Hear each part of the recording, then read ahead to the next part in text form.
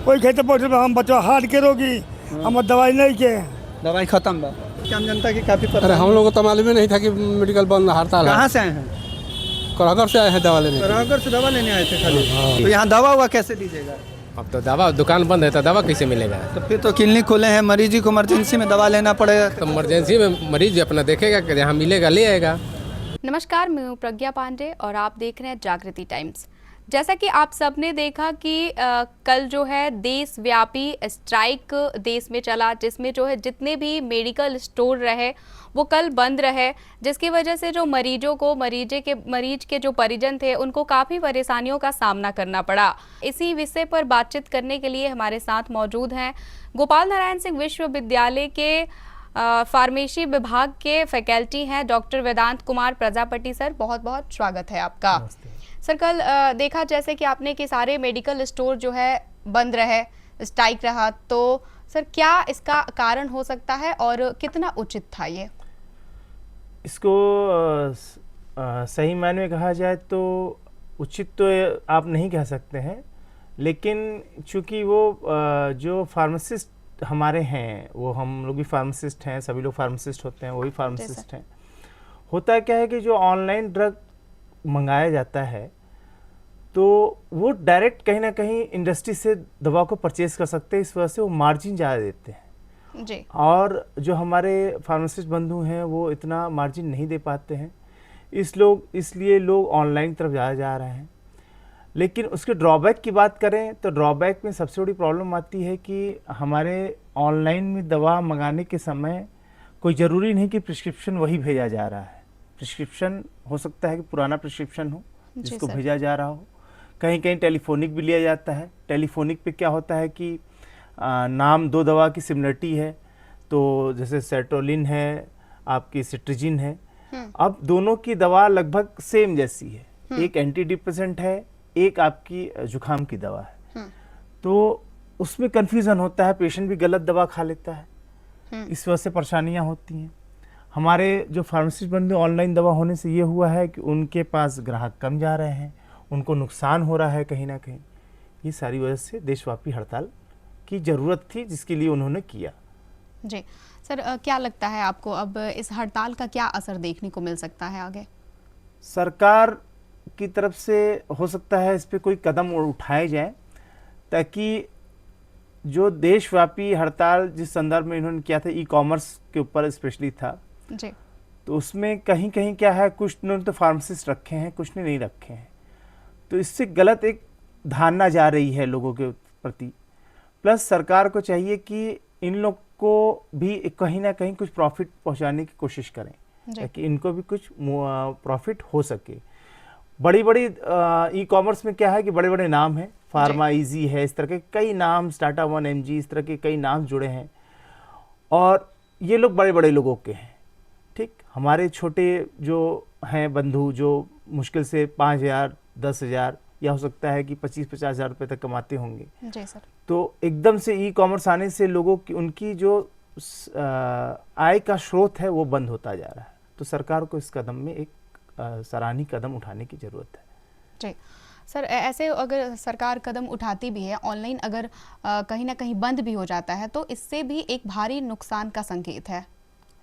भारी का नुकसान कुछ लोगों को होता क्या है कि ऑनलाइन मंगाते समय, जैसे जो पढ़े लिखे वर्ग है जी, उनके लिए तो ऑनलाइन सही है। जो रेगुलर प्रिस्क्रिप्शन ले रहे हैं दवाई, सपोज किसी को बीपी है, शुगर है, तो वो रेगुलर मेडिसिन है, वो ले रहे हैं, तो उनको बहुत ज़्यादा परेशानी का सामना नहीं करना पड़ता है। लेकिन जो जैसे आपको सर्दी है, जुखाम है, इस तरह की दवा भी लोग ऑनलाइन मंगा रहे हैं, तो कुछ दवाइयों को सरकार को बैन करना चाहिए, एकदम से ना बंद करे, कुछ दवाइयों को बैन कर दे, ओटीसी ड्रग को खाली ऑनलाइन कर दे, और जो प्रिस्क्रिप्शन ड्रग है उनको प्रिस्क्रिप्शन तक ही सीमित रहने दिया जाए, और उनके लिए फार्मासिस्ट की देख-रेख में ही दवा वो दी जाए।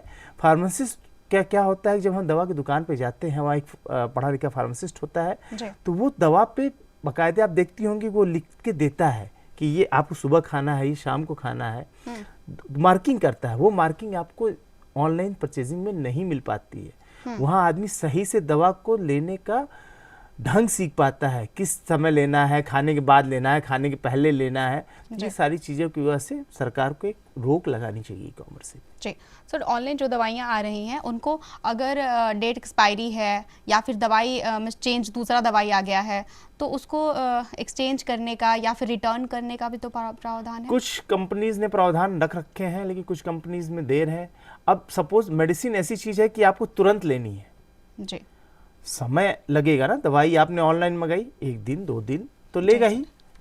अब दवाई की दुकान में गए, आपको सपोज कोई दवा लेनी है, आप तो तुरंत लिया, तुरंत आपने उसका यूज़ कर लिया, आपने वहाँ देखा भी एक्सपायरी ड्रग। अब आपने मंगा लिया, एक्सपायर हो गई ड्रग, फिर आप रिटर्न करेंगे, फिर वो आएगी, तब तक आपको कितना लॉस होगा। आपकी हो सकता है 2-3 दिन की डोज आपकी मिस हो जाए, लेकिन रेगुलर दवा में दवाई मिस नहीं की जाती। जी तो सर समय पे दवाई मिल भी तो जाती है और घर बैठे मिल जाती है। आजकल लोगों की सबसे बड़ी समस्या है कि उनके पास समय की कमी है, वो दूर दूर जाना नहीं चाहते हैं। सबसे बड़ी प्लस में बात है कि वो अगर एक दुकान पे गए तो वहाँ पे वो दवाई अगर नहीं मिल रही है तो उनको उस दवाई के लिए अलग अलग दुकानों पे भटकना है। और ऑनलाइन में है कि जो भी उनको दवाई प्रिस्क्रिप्शन चाहिए वो सारी चीज़ें मिल जा रही हैं। तो ऐसे तो अगर इनको हटाया भी जाता है तो सर ट्रांसपेरेंसी बढ़ेगा। हाँ, ट्रांसपेरेंसी बढ़ेगा मैम, लेकिन उसमें दिक्कत सबसे बड़ी मतलब हमारे कितने लोग बेरोजगार हो जाएंगे। आप इसको भी सोचिए, जहाँ 10 दुकानें चल रही हैं वहाँ एक ई कॉमर्स आ रहा है और वो उन दवाइयों को सप्लाई कर दे रहा है। तो हमारे फार्मासिस्ट बंधुओं से अनुरोध है कि वो भी मार्जिन रखें दवाइयों पे, वो भी मतलब दवाइयों का सारे तरह की दवाइयों को अपनी दुकान में स्टॉक रखें ताकि वो भी इजली दवाइयों को अवेलेबल करा सके।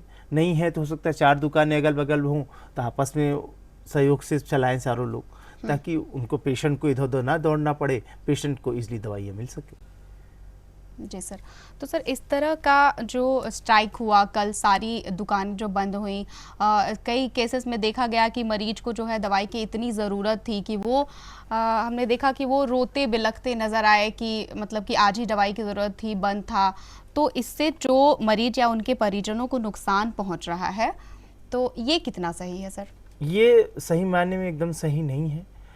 और इसमें हमारे जो प्रधानमंत्री द्वारा जन औषधि केंद्र ने कल काफ़ी हद तक राहत पहुंचाई लोगों को। जन औषधि केंद्र खुले हुए थे, साथ में हमारे जो हॉस्पिटल्स के जो मेडिकल स्टोर हैं वो भी खुले हुए थे, जहाँ पे हो सकता है जानकारी के अभाव में वो पेशेंट वहाँ नहीं पहुँच पाए हों, लेकिन अगर पेशेंट वहाँ पहुँचते तो उनको दवाइयाँ ज़रूर मिल जाती। सर एक और चीज़ है कि क्या कारण है कि जो है मेडिकल स्टोर पे जो दवाइयाँ मिलती हैं और ऑनलाइन दवाइयाँ कम दाम में मिलती हैं, क्या कारण है सर? जैसे मैंने बताया भी कि ऑनलाइन दवाइयाँ मिलने का सबसे बड़ा कारण सस्ता ये है कि वो कहीं ना कहीं बल्क में दवा होती है। उनके टाई-अप्स होते हैं इंडस्ट्री के साथ, जिससे वो दवाइयाँ डायरेक्ट परचेज करते हैं। जब बल्क में बहुत ज़्यादा दवाइयाँ होती हैं उसके तो वो सस्ती पड़ती हैं। जो रिटेलर होते हैं उनके बीच में बहुत से लोग जुड़ जाते हैं। आपका C&F जुड़ेगा, वेयर हाउस जुड़ेगा, फिर लोकल आपका होलसेलर जुड़ेगा, फिर आपका रिटेलर आएगा। तो जब इतने लोग आते हैं तो कहीं ना कहीं 2-2% भी अगर मार्जिन रहते हैं तो ले जाके अगर 5 लोग बने तो 5 दूनी 10% आपका मार्जिन ऐसे ही कम हो जाता है। इस वजह से वो दवाइयाँ वहाँ पे ऑनलाइन सस्ती पड़ती। अच्छा, तो सर देखिए जैसे कि कल इस चीज़ के लिए स्ट्राइक हुआ, तो ये सर है कि अगर ऑनलाइन दवाइयाँ बंद हो जाती हैं तो भी समस्याएं बढ़ जाएंगी। और जो ये भी एक सबसे बड़ी समस्या है कि मेडिकल स्टोर पे जो दवाइयों की बिक्री कम हो रही है, जो फार्मास्टिक है उनको नुकसान पहुंच रहा है। तो ऐसा क्या किया जा सकता है कि दोनों बैलेंस में रहें, दोनों चलते रहें? और उसके लिए जैसा कि जो ओवर द काउंटर ड्रग हैं उस तरह की ड्रग्स को आप ऑनलाइन रखिए, और जो प्रिस्क्रिप्शन ड्रग है, मैंने पहले ही बताया प्रिस्क्रिप्शन ड्रग बहुत ही इम्पॉर्टेंट फैक्टर है। विदाउट प्रिस्क्रिप्शन ड्रग दवाइयाँ किसी पेशेंट को नहीं देना चाहिए। और उसमें बहुत सी ऐसे कि नींद की दवा है मैं चूँकि मैं फार्मासिस्ट हूँ लेकिन मैं लोकल लैंग्वेज में समझा रहा हूँ। नींद की दवा जो होती है, ज़ोलपीडेम, एल्प्राजोलम, ये बैन होती है। आप without prescription not a single tablet आप किसी पेशेंट को दे सकते हैं। लेकिन कहीं ना कहीं ऑनलाइन में क्या होता है कि पेशेंट दूसरी तरह की पुरानी पर्ची को लगा के उस दवा को ले लेता है। तो ये एक बहुत ही मतलब दुर्भाग्यपूर्ण है कि ऑनलाइन में इस तरह की चीज़ें नहीं बिकनी चाहिए। ऑनलाइन में सिर्फ और सिर्फ ओटीसी ड्रग जो है वही सप्लाई होनी चाहिए। जी, इससे जो है भारी नुकसान हाँ। देखने को मिलता है। हाँ, क्योंकि जान माल की हानि भी हो सकती है पेशेंट को। हो सकता है कोई सुसाइडल टेंडेंसी भी चल सकती है। नींद की दवा खा के आए दिन आप लोग देखते हैं कि बच्चे गलत गलत चीज़ें करते हैं, क्योंकि उनको इजली मिल जाती है। बिल्कुल। जो इजली नहीं मिलेगी पेशेंट और आप विदाउट प्रिस्क्रिप्शन ड्रग को नहीं देंगे तो चीज़ें सही रहेंगी। जी बिल्कुल सर। तो ये नींद की दवाई मिलने की क्या मेडिकल स्टोर पे क्या नियम होता है? मेडिकल स्टोर पे बिना प्रिस्क्रिप्शन, वो भी डेट के साथ विद डिटेल, डॉक्टर्स के सिग्नेचर के बिना दवाइयाँ नहीं दी जाती हैं। और उसमें लिखा रहता है, लिमिटेशन होता है उसमें पूरी। जब भी प्रिस्क्रिप्शन होता है उसमें लिखा रहता है कि इस पेशेंट को इस वजह से ये नींद की दवा चल रही है। उसकी डोजिंग भी मिनिमम होती है, 1 हफ्ते की या 10 दिन की दवा ही दी जाती है, ताकि ओवरडोज करके कोई पेशेंट उस तरह से प्रॉब्लम में ना चला जाए। जी, बहुत बहुत धन्यवाद सर, बहुत ही महत्वपूर्ण जानकारी रही आपके द्वारा।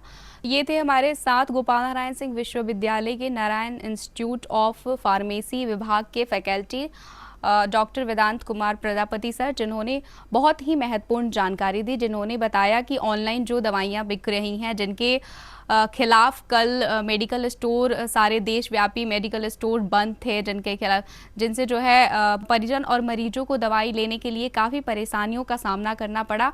और इन्होंने बताया कि दोनों को बैलेंस कैसे कर सकते हैं, सरकार को कौन कौन से नियम हैं जिन पे काम करने चाहिए, कौन कौन सी चीज़ें हैं जिनको बंद करना चाहिए।